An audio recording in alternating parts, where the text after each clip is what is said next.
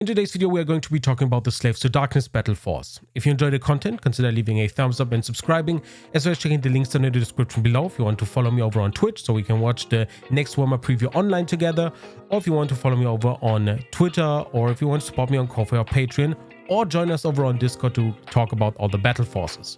My name is Senpai, this is Senpai of Wargames.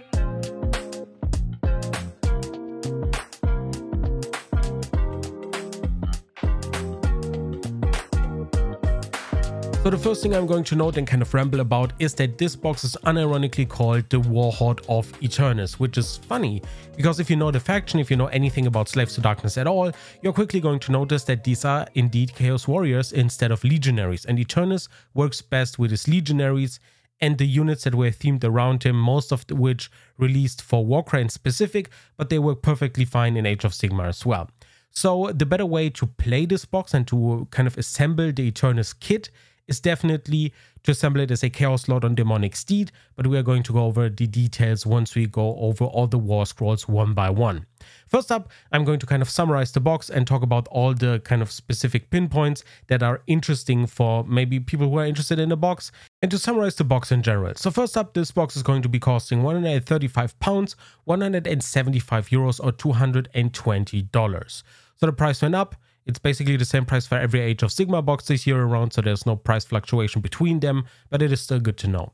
Furthermore, you are getting 24 models in this box. I've already noted in a previous video that the box art looks a little bit empty, but that is because most of the Slaves to Darkness stuff is very recent, and thus their kits are very expensive separately when it comes to just monetary value, and thus GW probably had some constraints when it comes to the budget they want to put inside those battle forces. I don't know. It kind of looks empty, but it's fine on the tabletop and it's actually a good box, so who cares?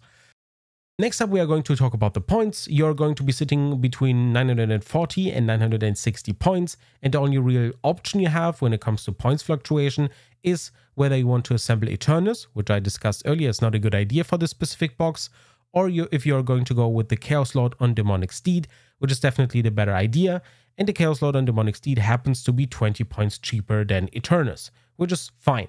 You're still going to be sitting on 940 points, and that is just fine. When it comes to the points itself, this box is probably the lowest out of all the boxes when it comes to Age of Sigmar in specific, but that's not a bad thing at all. You are going to have a lot of upgrade options. This box meshes very well with, the Vanguard Box, and you have easy upgrade potential. And, Slaves to Darkness, when it comes to beginner friendliness, is one of the best armies simply because you have so much battle line. You can barely do anything wrong when it comes to army building, and Slaves to Darkness basically does most of the stuff for you. The army rule or the general kind of basic marks of chaos and so on can get a little bit complicated, but in general, I would consider Slaves to Darkness to be a somewhat beginner-friendly army. At least I didn't have any problems learning the army, and yeah, I learned them like a month ago. And it's basically it. I usually like to add a fun fact here, but the only fun fact here is that, it's actually called Warhorde of Eternus, and you are not supposed to build Eternus with this box. And also in all the kind of marketing material and all the articles, they don't mention the Chaos Lord on Demonic Steed at all. They just talk about Eternus, which is weird because all the battle forces, no matter what you think, unless it's something super unusual, have always all the options available in them. They don't put any weird easy to build kits in there or something. That wouldn't make any sense. You're getting Eternus and the bits for the Chaos Lord on Demonic Steed. So you can easily build that, even though the marketing material doesn't mention the Chaos Lord in specific. And with that, here's a quick overview over the base list so you can get a more kind of visual idea of what the list looks like. As I said, 960 points as Eternus, 940 with the Chaos Lord. And yeah, the Chaos Knights are adding a hefty amount of points. The Chaos Warriors are not cheap either, but considering you're getting 10 of them for 180 points, I don't think it's bad. Chaos Chosen are expensive, but they are very strong. They hit incredibly hard. And the Oro Theodons are probably going to be the most controversial unit in this particular box. We're going to talk about why once we go to their War Scroll. But other than that, it looks like a nicely rounded out box and like a good start for a new Slaves to Darkness player. Next up, we are going to be talking about the price and the savings. As I said, the pricing here is more or less confirmed. I'm not sure about the Canadian or Australian pricing. And yeah, that's all I can say about it. The pricing fluctuation here is a little bit weird though. in Europe and in Australia, allegedly, you're probably going to be saving a little bit more than everywhere else. I will say that the savings in general, I'm not looking too hot here. 30% is not what we want. We are usually expecting savings of 33% here as the baseline. Anything above that is really good. Anything below is kind of really meh. And that tells me that I should tell you that if there's a singular unit in this specific box, especially if you're a veteran, that you do not need, I wouldn't suggest buying this box because you're immediately going to lose most of the value and all you're going to have is additional plastic that you don't know what to do with, unless you're super motivated to go on eBay and sell that stuff. I'm personally not, but if you're someone who likes selling models or who doesn't mind, it's still a fine box. But generally speaking, if a single model or a single unit is not to your liking, or if you can't see yourself needing more of those, it's generally not worth it to pick this Battleforce up in specific. And next up, we are going to be talking about the War Scrolls and the army one by one. So first up, we are going to glance over Eternus real quick.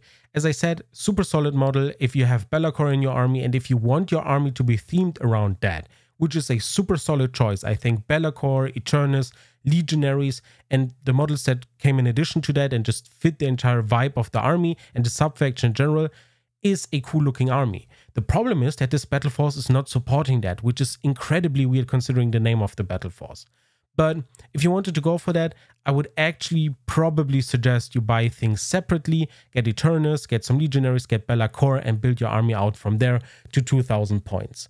Building Eternus here in this specific force just doesn't make any sense. The cool thing though is that you're probably in the 99% that are not playing in official GW sanctioned tournaments, which is great for you.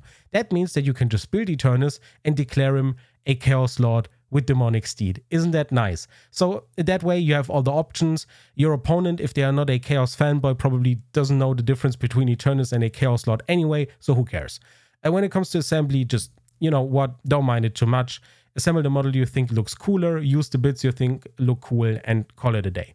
But Eternus in this specific list doesn't make much sense. The Chaos Lord on Demonic Mount, though, that one makes more sense. And as you can see, the Chaos Lord on Demonic Mount supports Chaos Knights, Chaos Chariots, and Gorbeast Chariots. And you have Chaos Knights in this particular box, and you are going to get more if you consider picking up the Vanguard box. So you're going to get a lot of support out of this one. It is cheaper, the ward against mortal wounds is super solid, and the attack profile is acceptable. The rend is a little bit low, at least in my opinion, but you're getting a lot of attacks, so that's nice. Overall, I think that the Chaos Lord on Demonic Mount is definitely worth the 160 points and an absolutely solid model. Not sure if I would run it in competitive, but in any other scenario, semi-competitive, just smaller store tournaments, casual, or narrative path to glory, it's perfect for all of that. Next up, we are going to be talking about Chaos Warriors. And the Chaos Warriors have a little bit of a weird stance when it comes to just Slaves to Darkness in general. So the Slaves to Darkness have this one thing going for them where they have 5,000 war scrolls that are just battle line, just out of the gate. And you can make even more units battle line depending on the sub-faction you pick and depending on which leader choices you make your lord and all that good stuff. It's weird, but the Chaos Warriors are still solid. 180 points is a little bit more expensive than I would have liked, but they are still fine. They are quite tanky, they are great at holding objectives, and they are going to get the work done. And they are a super solid kind of basic choice that you're probably going to get more than you need along the way of you collecting Slaves to Darkness. You're going to get 10 here, possibly 10 in the Vanguard box, and you're going to get more in future battle forces, future value boxes, and so on. But that's nothing bad, you know? They are great at taking back objectives, so you can run them on objectives that you do not control. They have a ward against mortal wounds, which is always great to see. It makes them a little bit tankier. And when it comes to the weapon choice, this one is a little bit tougher to discern simply because it really depends if you are going to run them reinforced, aka with 20 models in a single unit down the line, or if you are going to keep them in 10-man squads. Because if you are going to keep them in the smaller squads, I think the Murderous Weapon is better, simply because I hate hitting on 4s. I think hitting on 3s is such a big boon that I just prefer Murderous Weapons. But if you're running 20 of them, the extra range is going to come in handy simply because it makes things like maneuvering, positioning, and just piling into melee combat way easier to manage and to maneuver, so most of your units get actually to attack. So that is something to consider. Other than that, you know, if you're just playing against friends, assemble them however you want and just declare them. whatever at the start of the game, and your friend is going to exactly know what's going on. Next up, we have the Chaos Knights. These are basically exactly what you expect. They are Chaos Warriors, but on Knights, and they have some cool charging rules like adding an additional damage and rend if your models charge this turn. And yeah, with a move of 10, that is going to be easy to achieve. You're also having a ton of attacks that are going to benefit from an additional rend, considering the rend, as you can see, is not that high. But a rend of 2 on your cursed lands, together with the target selection, which Riders of Doom actually allows you to do, you're going to do a lot of good with these. 220 points seems like a lot for 5, but considering they have 3 wounds, a solid save of 5, they have a ward of 5 against mortal wounds, and they are quite quick and can get where they need to be before getting shot down or destroyed. They are going to do just fine. I had a great experience running a lot of them, like 20. But that's probably overkill. You are going to be fine running 10 of them. Consider that you are going to get an additional 5 in the Vanguard box, which I consider picking up if you haven't noticed. So you're going to have enough Chaos Knights for now. I personally really like them. And yeah, running them in their themed subfaction as well is just a lot of fun. And your Chaos Lord on Demonic Steed or Demonic Mount is going to help them hit even harder. And yeah, they are just synergizing very well together. Next up, we are going to quickly cover the Chaos Chosen, simply because you exactly know what you're getting into. Now, you're paying a lot of points for 5 of these, 230 points, but these are your Elite Warriors. 3 wounds, a 3-up save, 5-inch movement, which is admittedly a little bit lower than I would like, but their weapons hit incredibly hard, 3 attacks with a hit and wound of 3. The rend is a little bit low, but, you know, it is what it is at 2 damage. The cool thing, though, is that they can fight twice once per game. And if they actually get to the unit that you want to have killed with your Chaos Chosen, you are going to trigger that immediately. There's usually no reason to wait with that.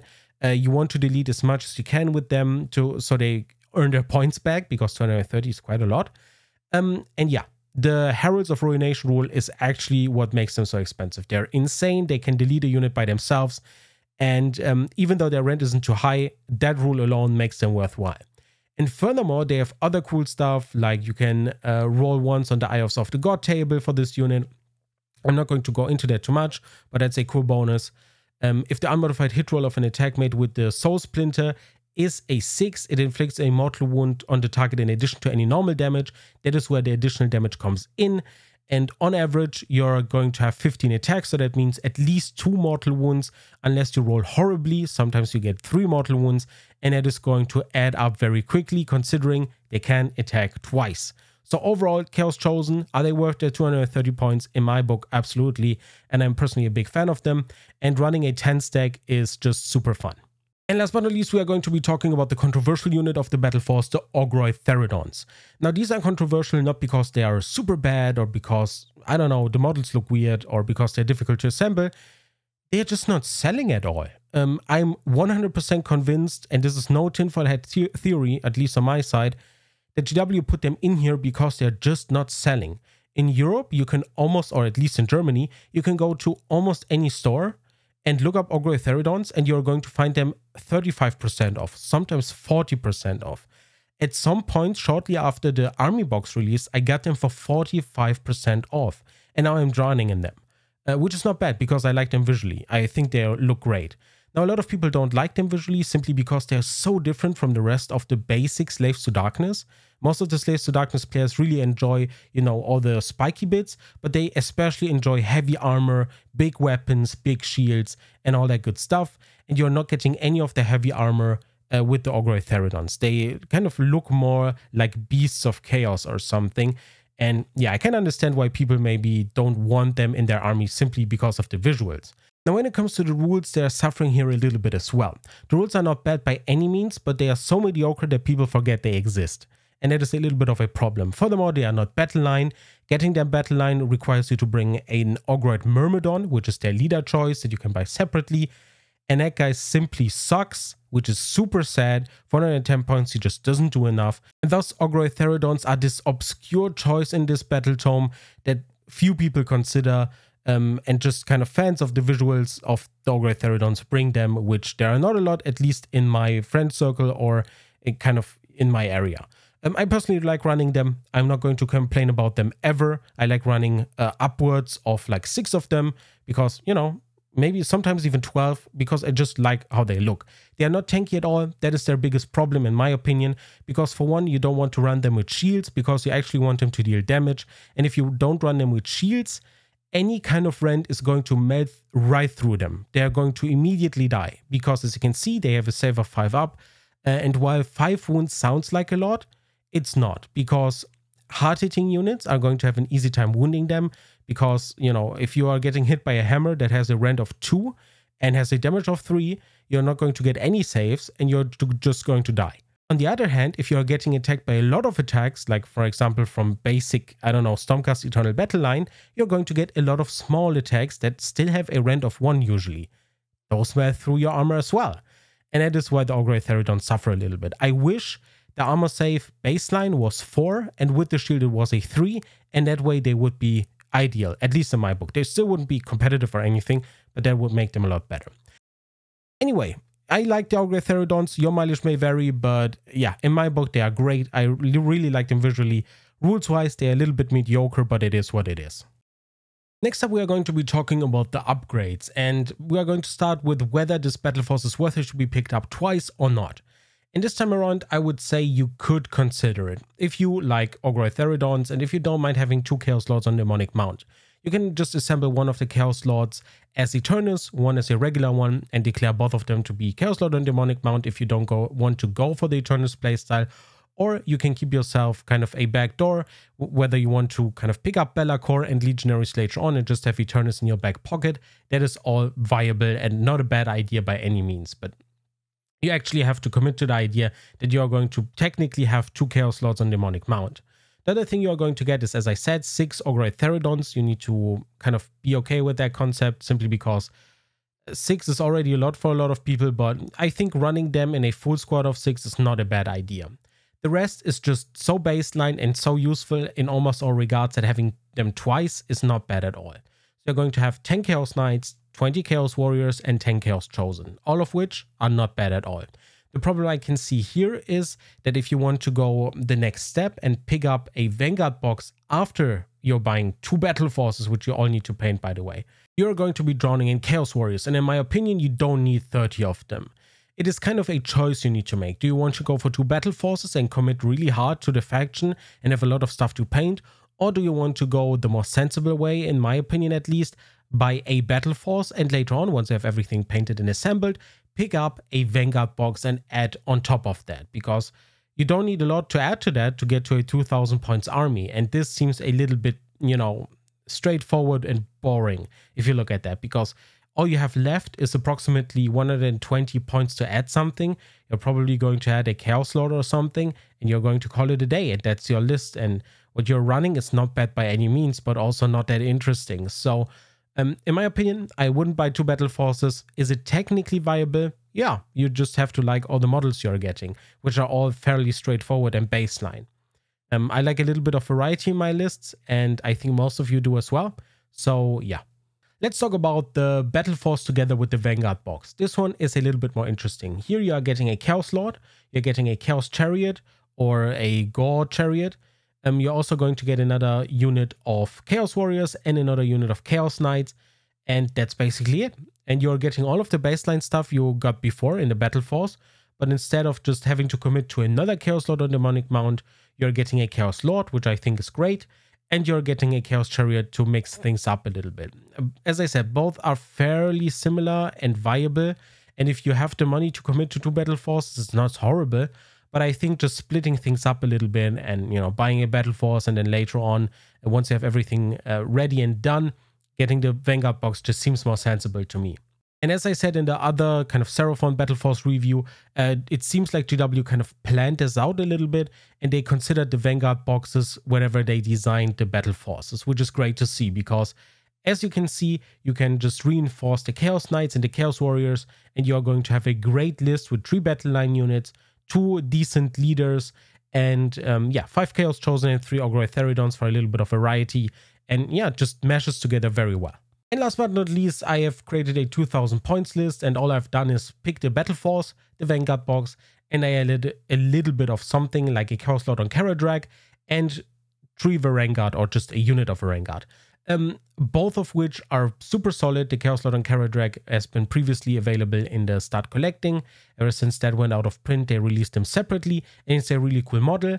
And since you have your Chaos Lord on Demonic Mount, either of which can support your Chaos Knights, and one of them can support the Chaos Chariots, the Vanguard are just one of the coolest kits in all of Age of Sigmar, and they are well worth the 280 points in such a signature unit that I think everyone playing Slaves to Darkness should have at least one unit of them.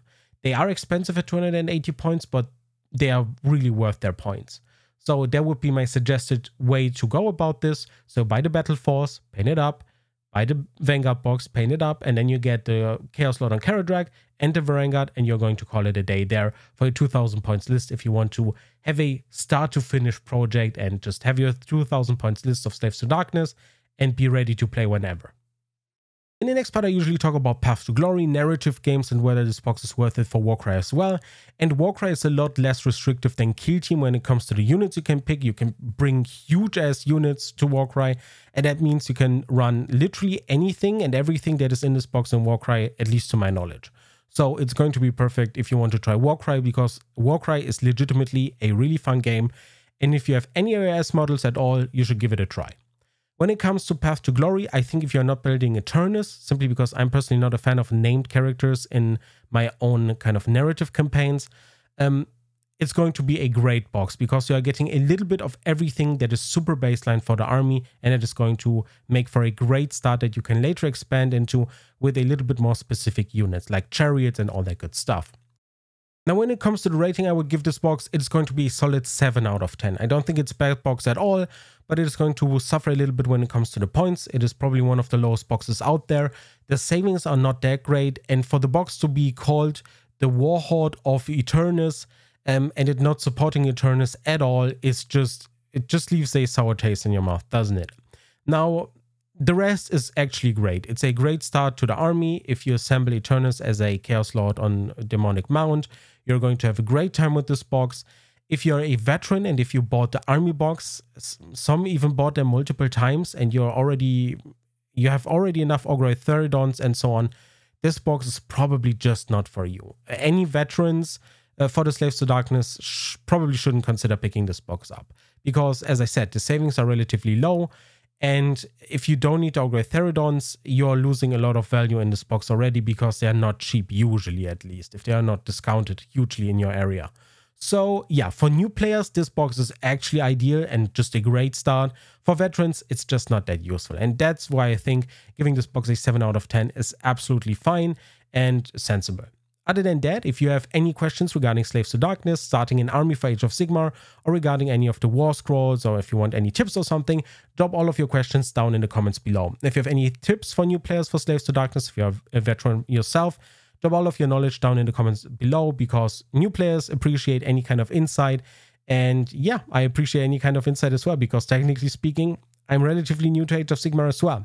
But I got to play Slaves to Darkness a little bit more than most of the other armies. And that's, yeah, why my knowledge is a little bit more, I don't know, founded compared to other armies. And yeah, well, thanks for listening. I hope this was insightful, and I hope to see you in the next video. Thanks so much for watching. Take care.